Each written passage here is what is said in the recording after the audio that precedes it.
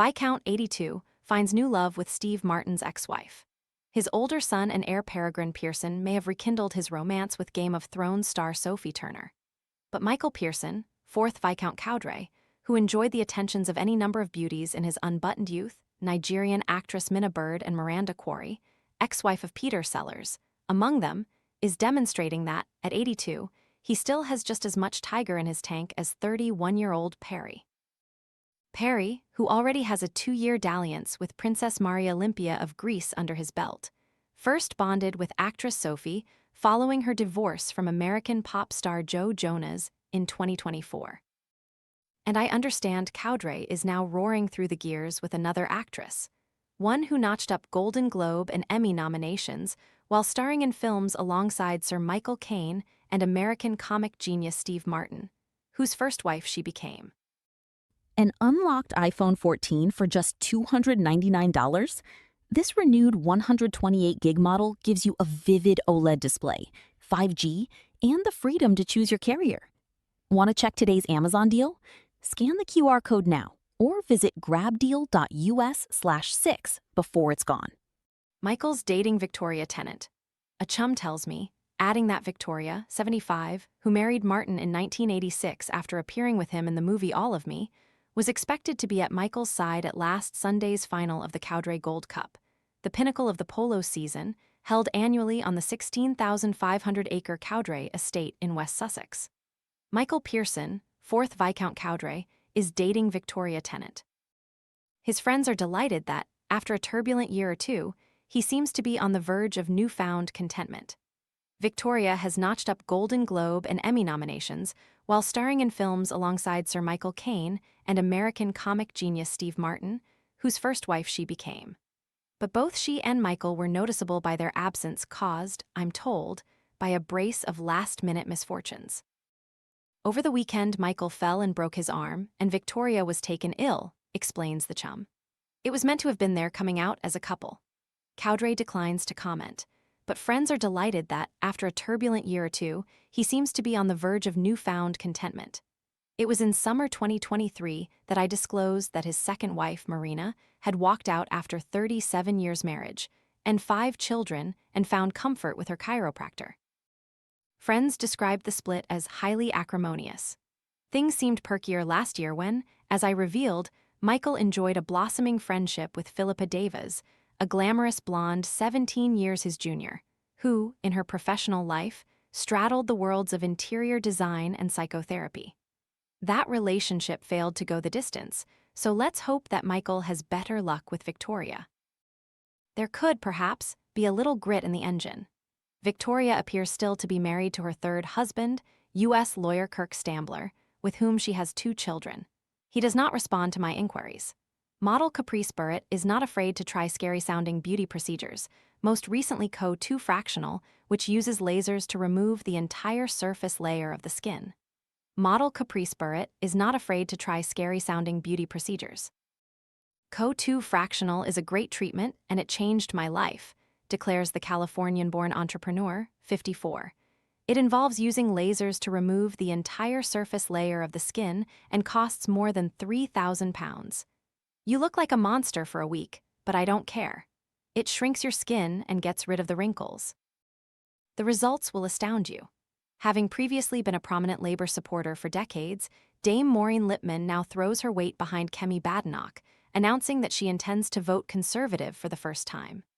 The star 80 originally turned against Labour during Ed Miliband's leadership, before becoming a fierce critic of Jeremy Corbyn, but her own party political allegiance has since remained unclear. Now, however, she confirms, I'm a Kemi Badenoch supporter.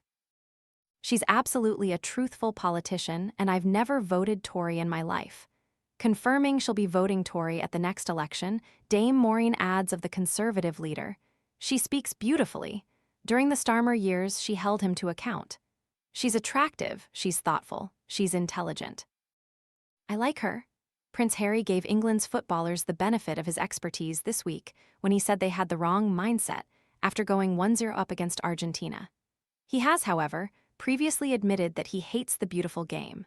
On the new edition of Hit YouTube show Palace Confidential, Daily Mail royal editor Rebecca English recalled Harry's remarks during an official visit to Brazil during the 2014 World Cup. "I know he doesn't like football," she said. "My colleague came back from the trip really quite shocked because Harry spent the whole time slagging off football and football players, using lasers to remove the entire surface layer of the skin."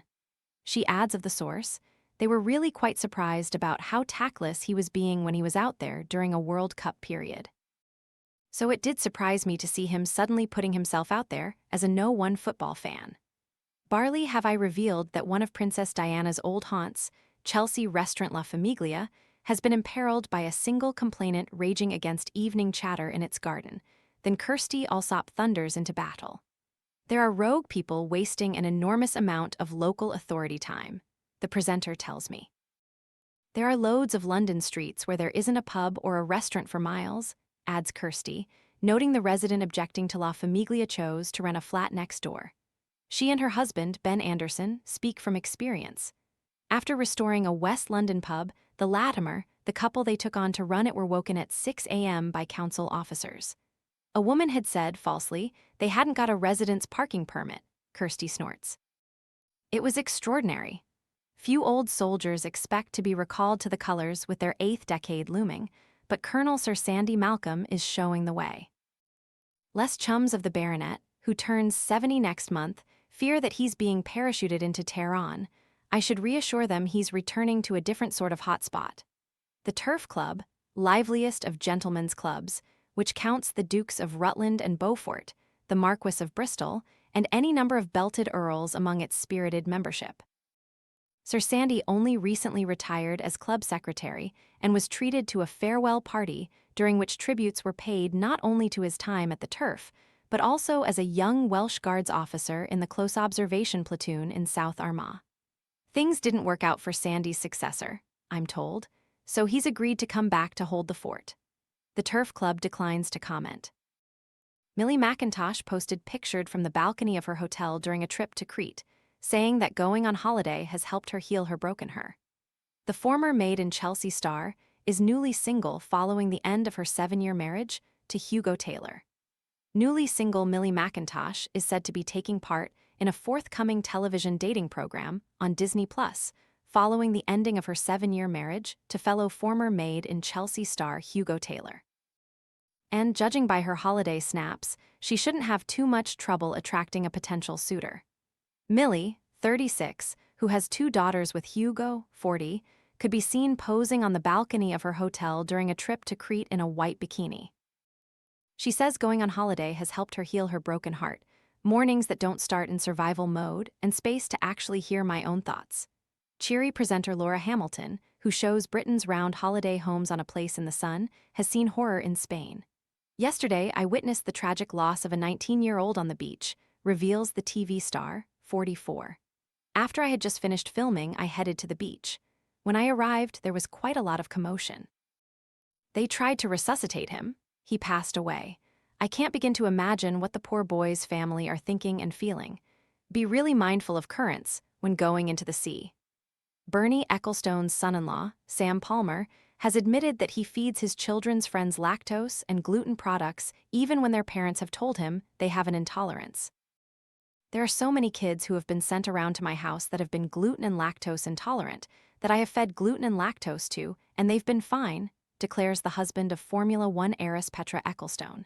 The estate agent concedes, "Now, fish and nut allergies, I'll grant you, they're an actual thing."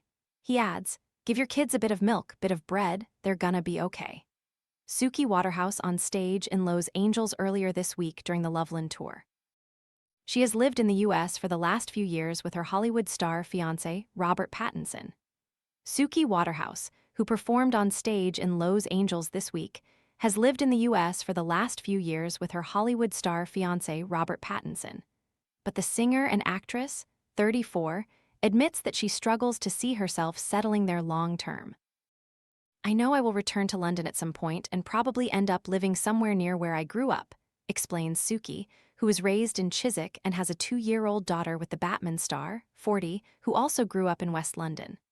"I'm aware that the season of life I'm in right now is fleeting," Suki adds. Like, you've got a young baby, you're able to move around a lot. Both me and my partner have a lot going on in our lives. But I look towards the future, knowing this moment's fleeting, and think I'll go back and live by the River Thames. It's riches Baldric could only dream of. Blackadder star Sir Tony Robinson's author daughter, Laura Shepard Robinson, has sold the screen rights to her new detective thriller to Oscar-winning Hollywood studio A24 after a bidding war between 20 rival production companies. Centered on a modern-day murder in the Tower of London, the first beheading in 300 years, We Are the Dead introduces Commander Bront Hayes, head of the Met's Special Inquiry Team. Penguin's Transworld snapped up publishing rights to the 3-book series after a 16-way auction, with the first novel due next spring.